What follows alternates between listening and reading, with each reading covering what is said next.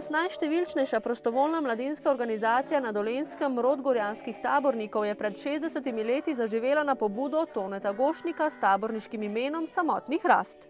Med njegovimi takratnimi sopotniki in somišljeniki je bil tudi Marjan Moškon, ki se s ponosom ozira na prehojeno pot novomeških tabornikov.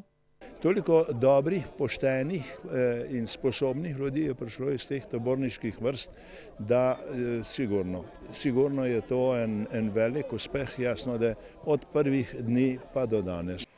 Rod gorjanskih tabornikov, ki sodi med 3 največje rodove v Sloveniji, danes doživlja enega svojih vrhuncev.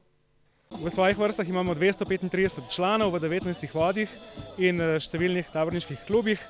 Dejavni smo na mednarodnih akcijah, med drugim smo v lanskem letu sodelovali na združenju skavtov na Švedskem.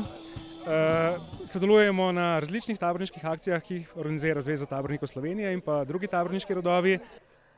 Navkljub veliki konkurenci prostočasnih dejavnosti je taborniška ideja tudi danes še kako aktualna.